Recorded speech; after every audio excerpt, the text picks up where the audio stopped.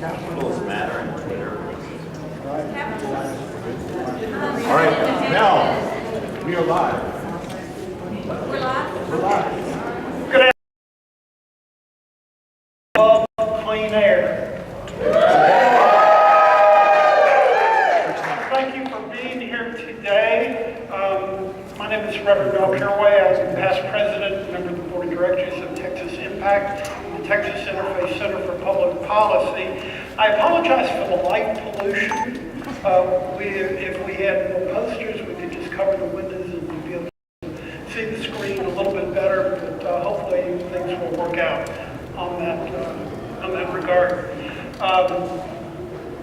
We're here today from many parts of Texas. We've come from many backgrounds. So who are we? We are academics, we are faith leaders, we are parents, we are activists, we are students, we are all concerned citizens. But we gather here today for one purpose, and that is to ensure the health and safety of all Texas citizens, indeed citizens of all the states of the United States, as we seek to create a better environment in which to live. Personally, I am here representing the faith community because I believe that the quality of the air that we breathe and the ways that air is currently being poisoned by methane and so many other emissions has spoken forcefully in his recent encyclical on climate change. And just recently, a couple months ago, the Islamic faith issued a declaration on climate change. Numerous Christian traditions all have spoken on the subject of climate change and harmful emissions. National Group Interfaith Power and Life says that, quote, as people of faith, we have a moral obligation to care for God's creation and for all who inhabit it. These methane pollution standards that are under consideration will address some of the causes of climate change that are already seriously affecting the poorest and most vulnerable among us. Methane leaks are like an invisible oil spill into the atmosphere every day. Indeed, the oil and gas industry is here today and in many other forums is going to tell you we're not doing anything wrong. It's kind of like listening to Volkswagen.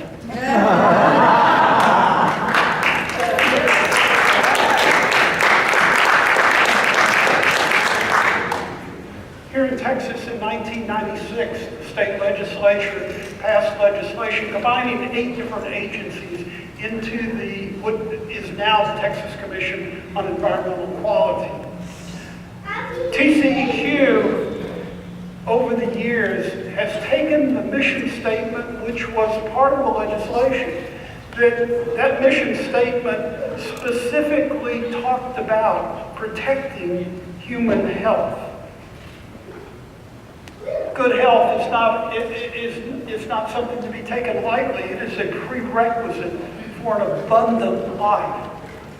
But over the last 15 years, TCEQ has systematically taken their mission statement and eliminated all references to human health and the protection of it.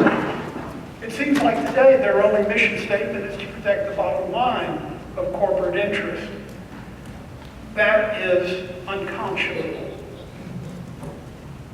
Speakers that we have brought together for you to listen to today represent a very broad spectrum, a very broad cross-section of those who are supporting the EPA's proposed standards for methane emissions.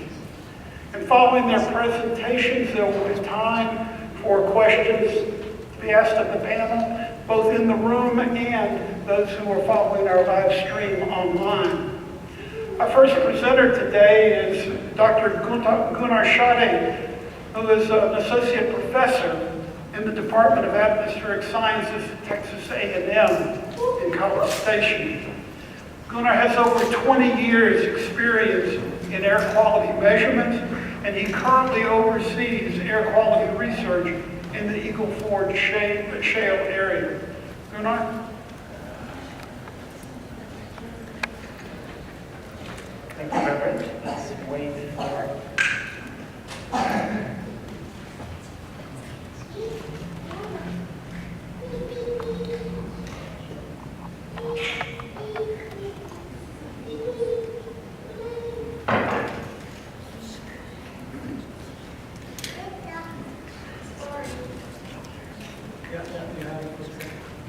All right.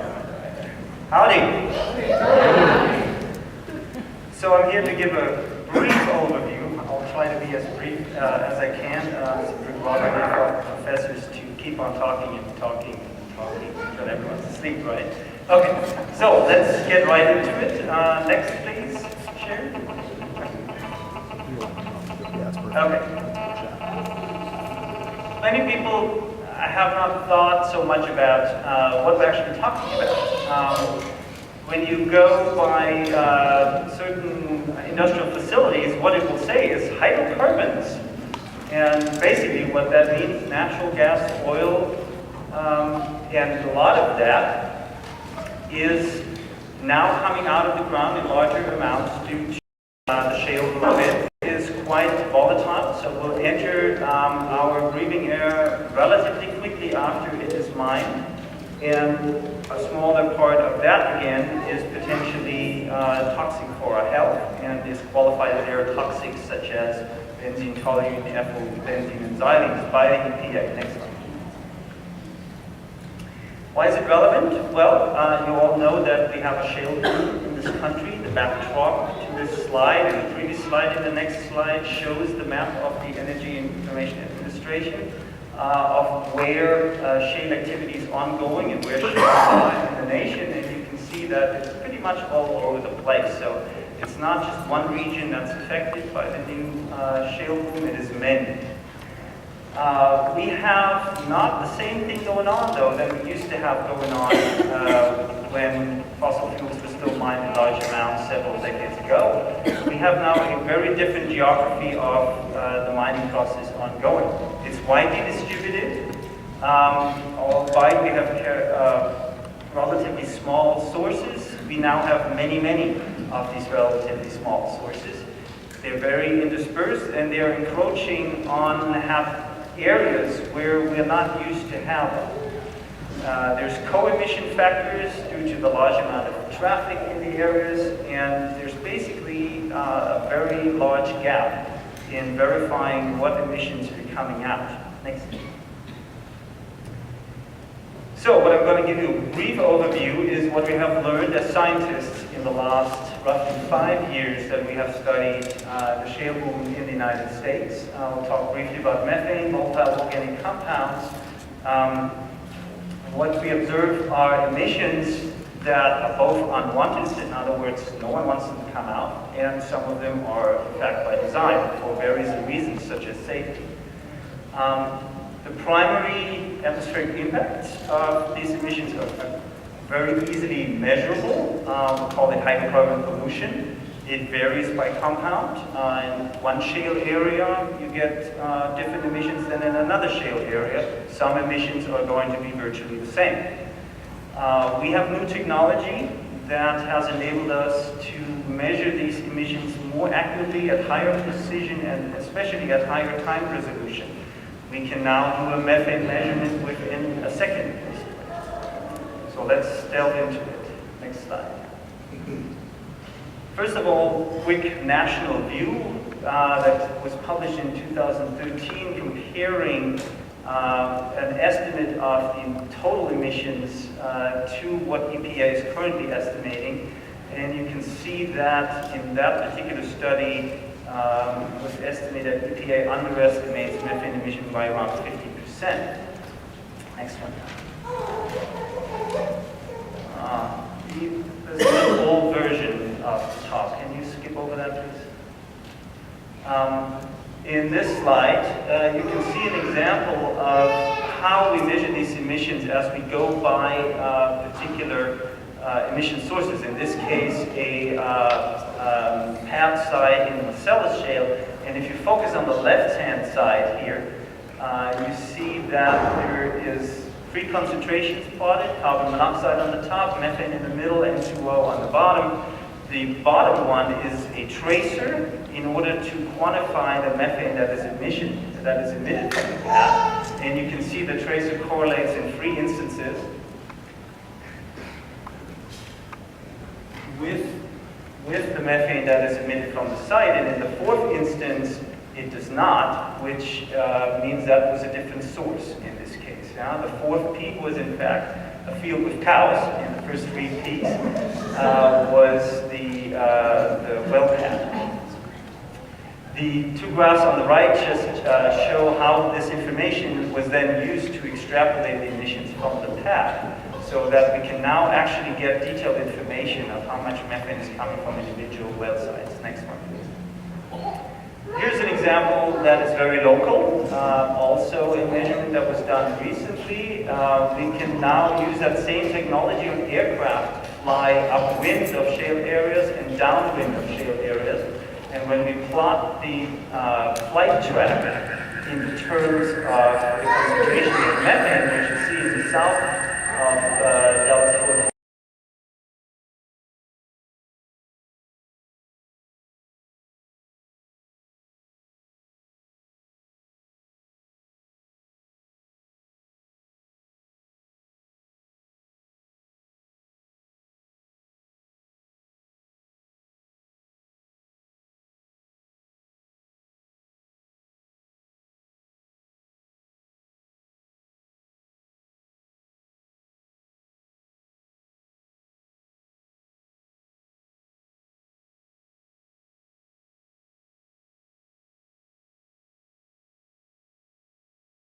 of hydrocarbons is coming from the oil and gas industry versus other sources. The reddish color that you see in this graph is the hydrocarbon pollution that can be assigned to the oil and gas industry in this area.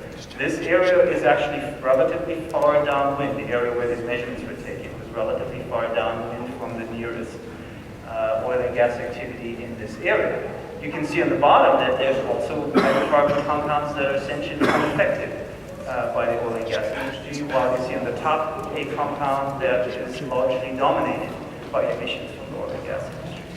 Next slide. Can you skip over that, please? Here's some research that we are currently in and down.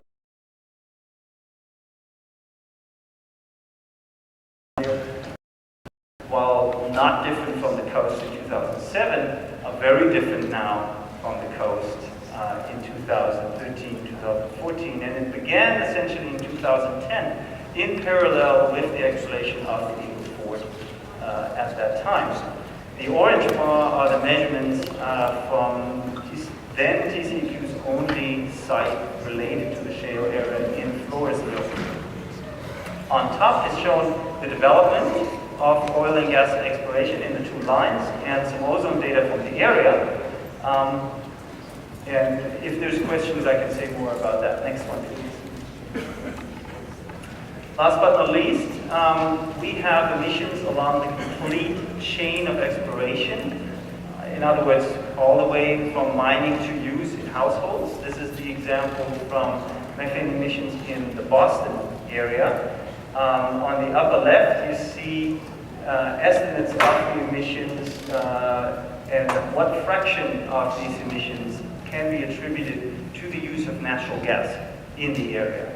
And as you can see, those gray bars and the blue bars, at least during 2 of the 4 seasons of the year, basically match each other. In other words, almost all methane emissions during that time of the year are due to the use of natural gas in the larger Boston area.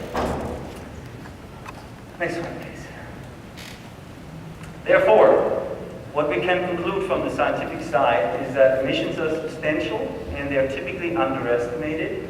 They are in those areas where that are close to exploration are contributing to a halt, at some point possible reversal of air quality of air quality progress in that area.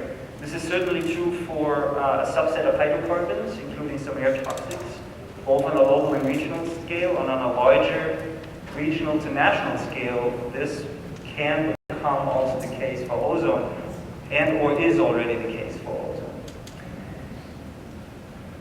The science at this point shows relatively clearly that the inventory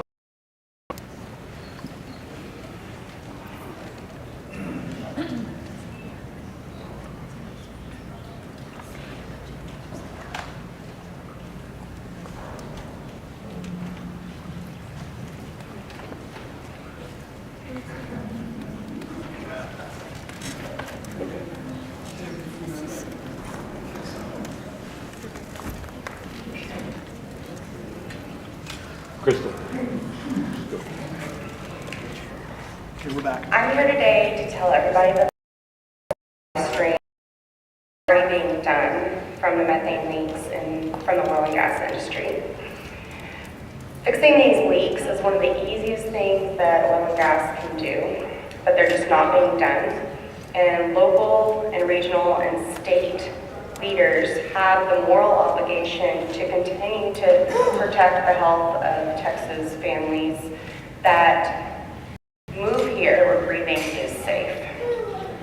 So San Antonio is seeing a growing ozone problem, and recent photochemical models have been showing that emissions from the Eagle Ford shale are contributing to degraded air quality and a rise in ozone levels. So a lot of those VOCs are drifting into San Antonio, and when they're combining with any of the car emissions, the NOx emissions, then it's forming ozone right over San Antonio.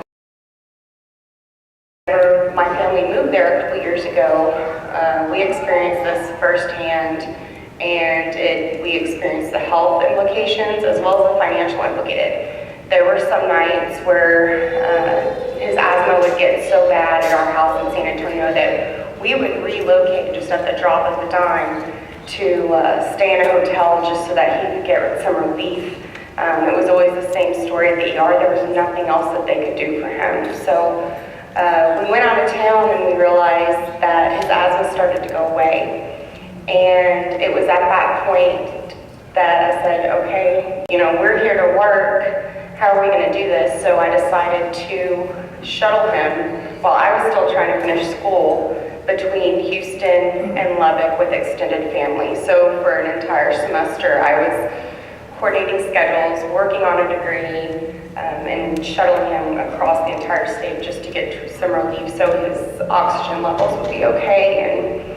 And this isn't just my story. Whenever I moved there, I realized there's school districts that are having to implement reactive programs to control asthma. There's 2 school districts that have some very strong asthma programs that they've hired full-time staff for, they get EPA and grant funding for, and you see that in San Antonio. We're having to react to something that can and should be controlled from the Eagle Ford shale, but yet it's not. As far as some of the health impacts, besides asthma, you'll see increases in ozone, as well as the other VOCs from methane emissions. They're called co-pollutants that are carried with the methane. So we're starting to see that some smog studies show an increase of asthma, more hospitalizations due to asthma attacks whenever ozone levels and oil and gas emissions are high, as well as premature death. And also, recent studies are beginning to indicate that there are adverse outcomes with birth associated with people that live near oil and gas development. Some of these include congenital heart defects, neural tube defects, and low birth weight. So these emissions aren't just impacting the people that are already living and breathing the air, they're also impacting the people that can't breathe yet, the fetuses. So it's very important for our future for these regulations to start to address this problem.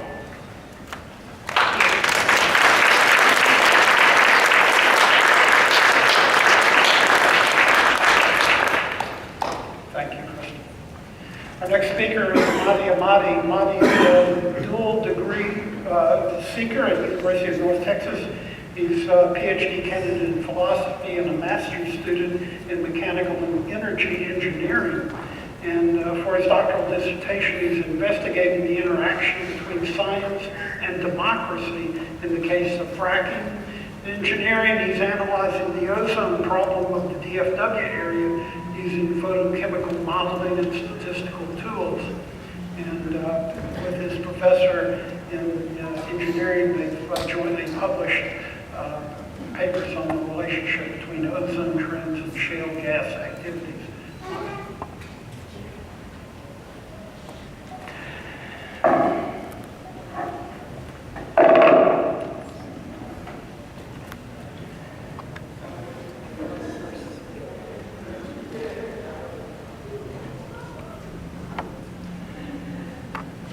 Hello everyone, I'll try to keep it 5 minutes because that is the thing that I'm going to say to EPA. So today I am here to support the EPA proposed rule to cut methane and volatile organic compounds, aka VOC, from oil and gas development activities and facilities. I draw on my research at the University of North Texas that is focused on the local air quality impacts of shale oil and gas activities in Dallas-Fort Worth area. There are several research showing the inverse impact of exposure to oil and gas VOC emissions on adults, children, and fetuses, which is important, but it's not my expertise. So my research is focused on the secondary local impact of VOC. That is ground level ozone or smog. In a recently published peer-reviewed paper, me and Dr. John at the University of North Texas, we looked at the ozone trends in the DFW metroplex area by comparing the area with significant number of wells in it, comparing that with the eastern side of the DFW area that doesn't have that many number of wells. As you can see in the map of the area, with 12 counties, 12 DFW counties, and the TCEQ's monitoring stations, and also the trend of Barnett shale gas production and the well count on the left side. Next, please. You may know that unfortunately ozone also depends on meteorology, which means in hotter zone and when it is wet, we're going to have more ozone, which is the case in the DFW area during the summer. So we use a well-established statistical method to remove meteorological impacts from ozone, to look at the ozone that we, as we humans or our activities participate in that, and we realized that the results show that when we compare shale gas region versus non-shale gas region in the DFW area, then you can see that the average trend and long-term trend of meteorologically adjusted ozone is different in these two areas. Especially after 2007, you can see a rise in both long-term and average meteorologically adjusted ozone. Next, please. So that can be actually explained in terms of the VOC from oil and gas industries, because VOC is one of the precursors to ozone. So given the bad history, which is shown here, the bad history of DFW ozone non-attainment, you see that the state needs to go beyond their traditional approach and consider new and more control strategies on oil and gas activities. Also, I should point out here that the average level of ozone, which is downward both nationally and in the DFW area, could be misleading because the local impact of VOC can be smoothed out when you only consider the average numbers. That is why we actually teased out the data and looked at and compared shale gas versus non-shale gas monitoring stations. Next, please.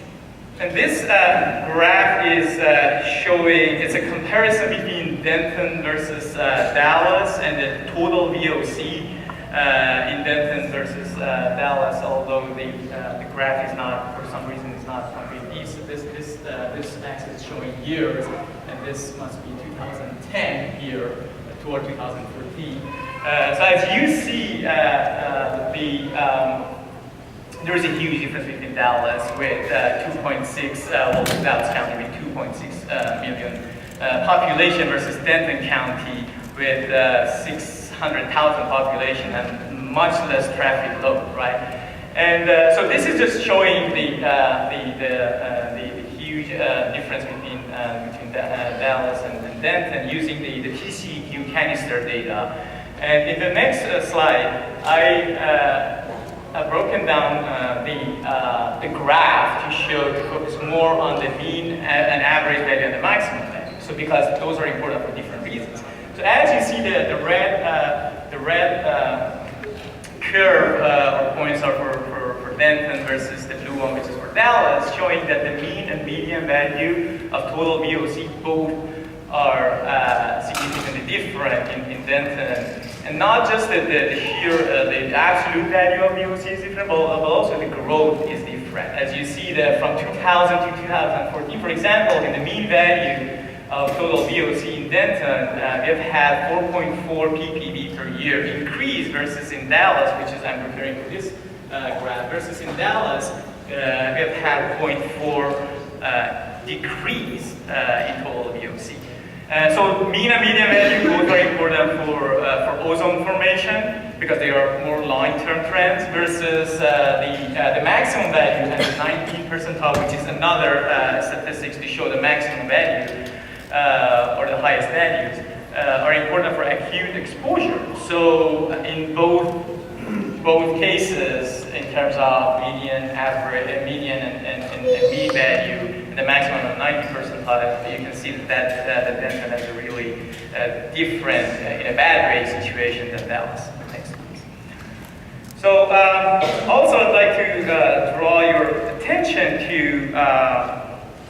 the distribution of income and health insurance versus the distribution of well counts and gas well production. This is an ongoing research, and this is just a preliminary, really preliminary maps of what I'm going to do in next month. That we are looking at the relationship between oil and gas development in the area after 2000 versus the socioeconomic measures such as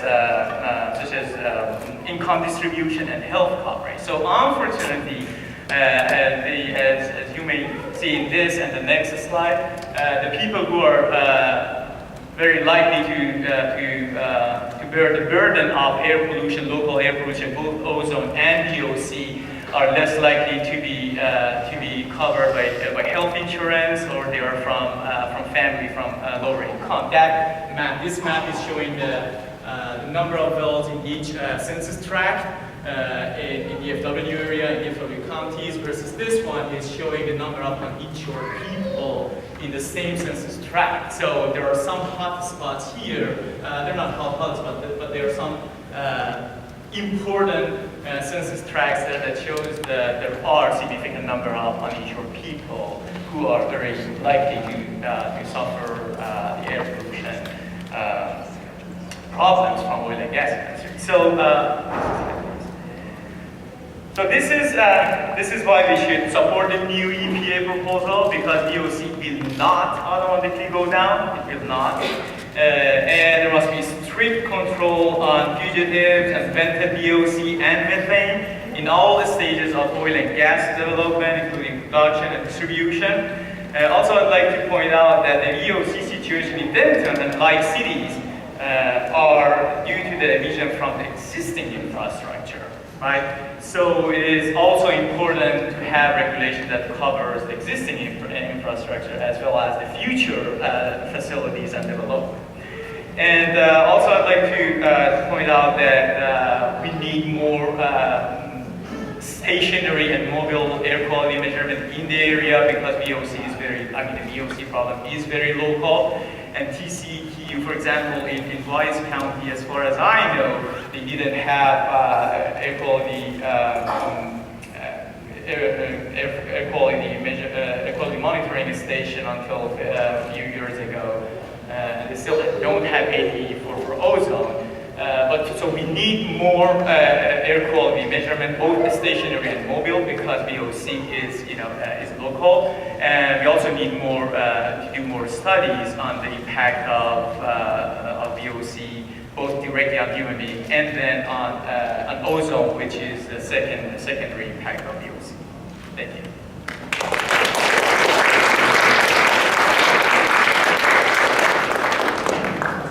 Thank you, Marty. The final member of our panel is Kathy McMullen, and Kathy is a nurse.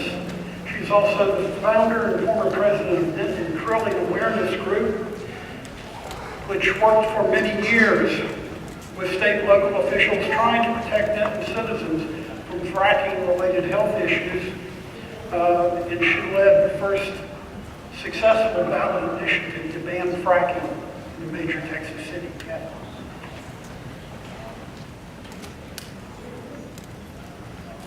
Thank you, Rev Caraway.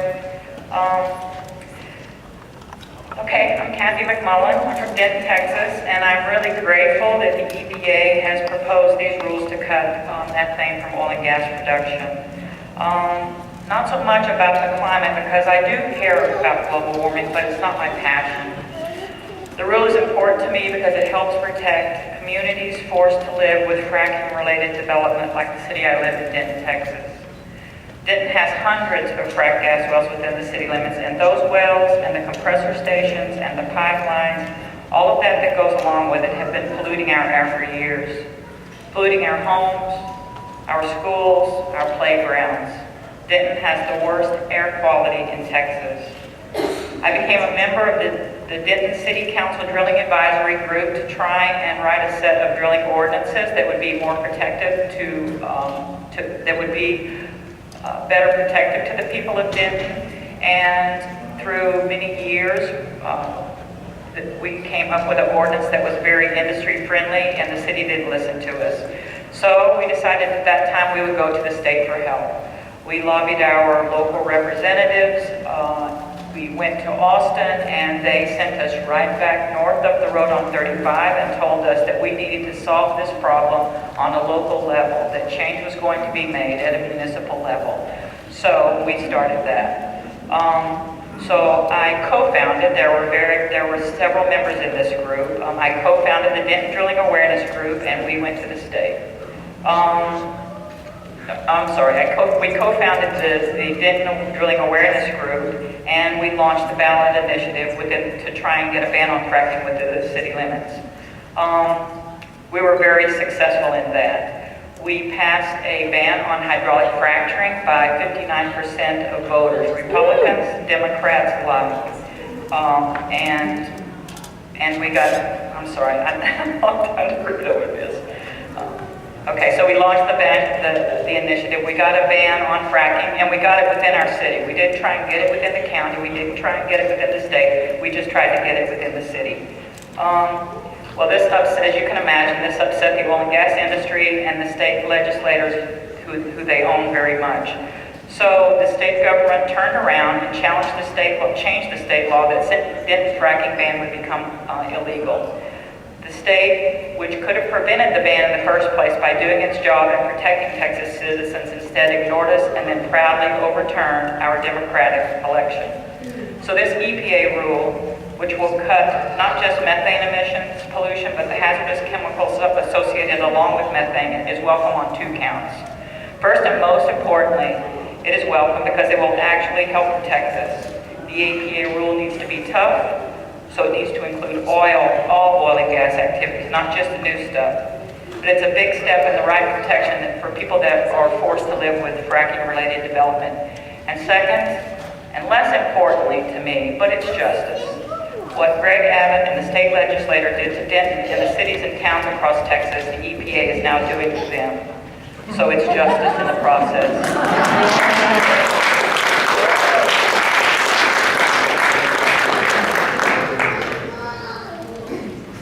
Thank you, Kathy, and we thank all of our panelists. I'd like to invite them to come up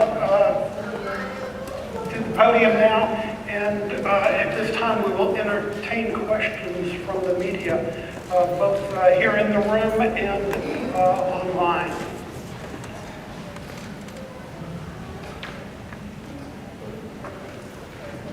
We don't have a question in the room. I have a question here. Casey Holcomb, Red River Report, Oklahoma City. Have any of you health professionals, researchers, checked the health data, like from the Center for Disease Control, or their cancer mapping statistics? How does the cancer statistics relate for drilling in areas where there's a high concentration of drilling? And is there higher rates of asthma, cancer, different things like that? I know in our city, when we first started trying to do this, I was trying to gather some statistical data to support what we were saying. On a county level, as an individual, that was very hard to do because of the HIPAA laws. Like, you can't just call the ER and say how many people came in with asthma today. So that was very tough for us to do. I know as a healthcare provider, and I'm a home health nurse, what I see when I go out into the homes and into the fields, I'm seeing a higher number of people using rescue inhalers on bad air days, or as the fracking encroaches closer to them. When we first started this in 2009, I know the Barnett Shale had the third highest asthma rates for children in the state of Texas. I know that I have dealt with many parents in our community, and it seems to be an ongoing theme. These children who are living close to these compressor stations and with hydraulic fracturing are developing nosebleeds. I mean, in the middle of the night, several a day, and when their parents move them away, the nosebleeds go away. So there's a lot of anecdotal evidence that shows that the closer people live to these sites, the worse their health is, as far as I can see. Very quick remark on the cancer thing. You would not expect to find cancer because there's significant delay between exposure and when the cancer occurs. So the shale boom is not 30 years old. So you would actually, even if you look very hard, you should not expect to find anything about cancer at this point. I'd like to add that as a follow-up to our research in University of Texas, which is on the ozone formation, Dr. Richard Haley at UT Southwest Medical is doing another research working on the health impact of reusing ozone due to the reduction in oil and gas emissions. But I would say that astonishingly, there is just few research, like really few research on health impacts of oil and gas. I don't know the exact parameters of the study, but the Robert Wood Johnson Foundation, in conjunction with the University of Wisconsin, has mapped the entire nation with every census tract and has healthcare data available for that. So that might be a source for you to look at. Other questions? You got one? I have one from the internet. Okay. This is an online question. This is an online question, yes. That's pretty simple. Does this proposed rule protect people living with oil and gas development right now? The question came from online, and does these proposed regulations protect people right now? Living with existing oil and gas development. Living with existing oil and gas development right now?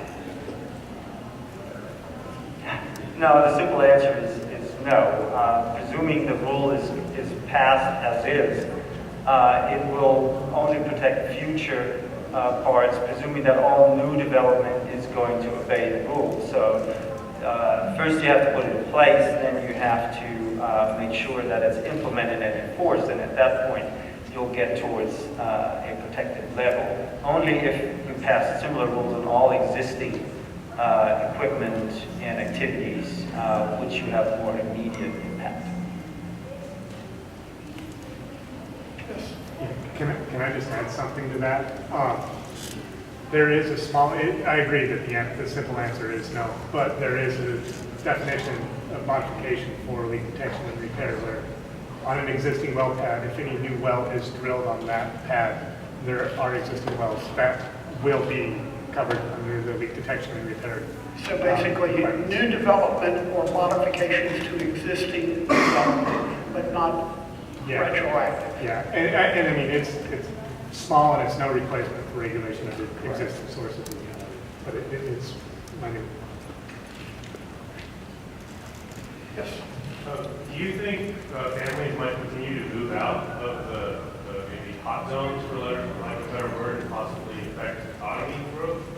I mean, if more people starting to catch on and realize this is happening, that I would want to move out of that area. Is there any data how many people are moving out?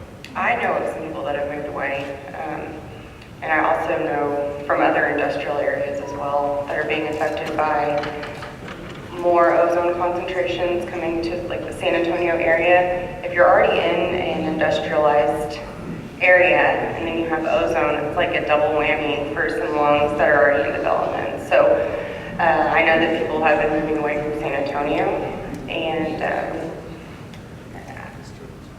you know, I wouldn't want to stay there, and maybe that's why the housing is so cheap here in Texas.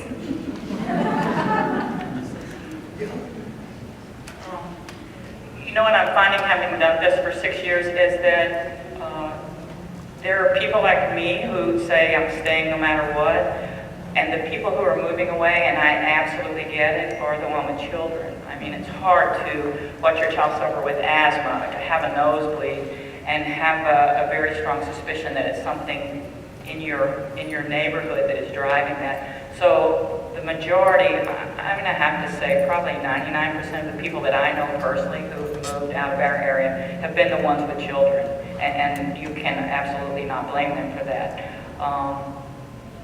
When we ask realtor groups to get involved, they really don't want to, because getting that message out, like you say, might drop home prices and keep people from moving into the neighborhood, so that's unfortunate.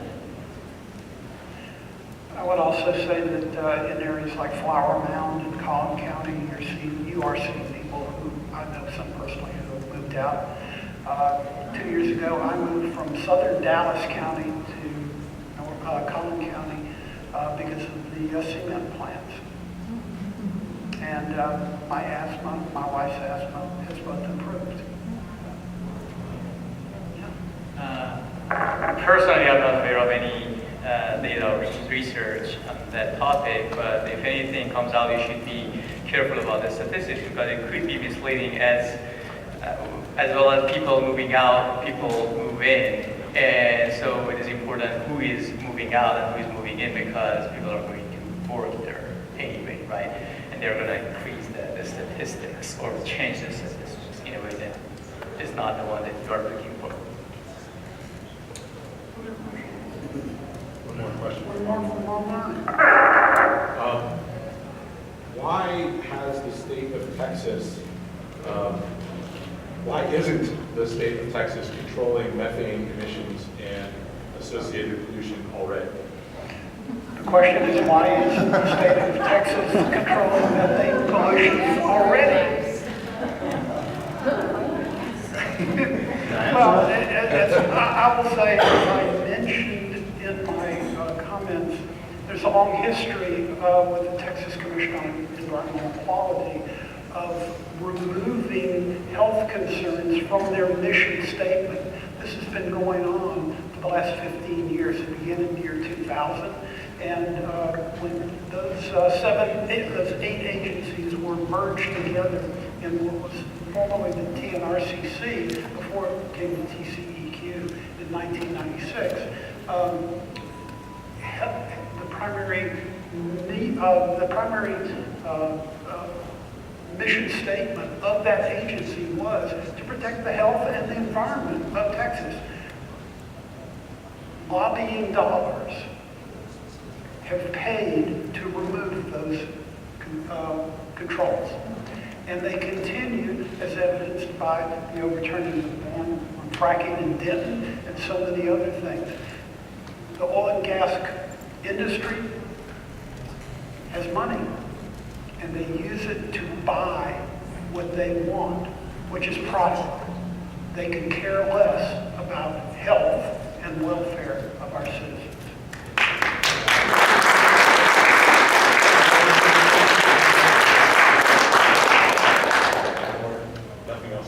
Okay, any other questions? Then, if I could get everybody to come up here with their signs so that we can, yeah, Cyrus. Hey, folks, everybody should come up, but I was just informed that some people are being called to speak because the public hearing has started again. So if you are registered to speak in this 1 to 1:30 time period, please do go to your speaking time. And I'll just say in response to that last question, because I can't avoid it, we had a bill to control methane emissions that was introduced by local representative Chris Turner here. We got to committee, it was clear the committee wasn't going to pass it. We changed the bill to just be a study about controlling methane emissions. Oil and gas still killed a study bill. So we really need the EPA to step in and take care of this problem, because it's clear our Texas leaders aren't ready to do that. That's all I'll say. After we have lunch, go down to 5 East South. After we take this picture, go down to 5 East South and we'll have lunch. Everybody pile up front with your minutes.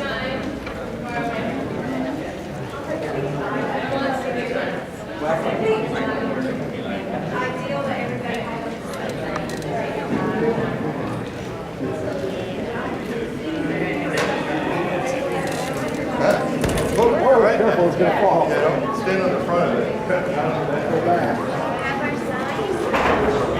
Sharon, see that? Everybody which side? Careful. Which side? No, you're going to have to really stitch up. Everybody. In the middle. Really? Okay, we are bring the TV in. Good job. We cannot do it. We need to stitch up. Are we doing right side first? No, more. More. Can you pass? More. Lots more. Lots more.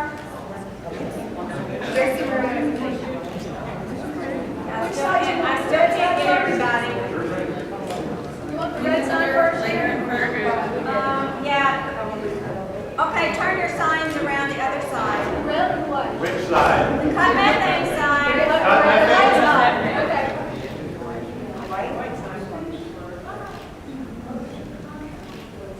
Yeah, we still cannot get y'all at all. Just do a panorama.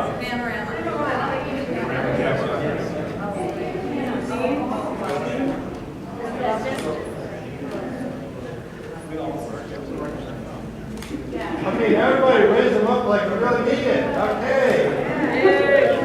Turn the red side over. Turn the red side. Take lots of pictures. We'll stick them together.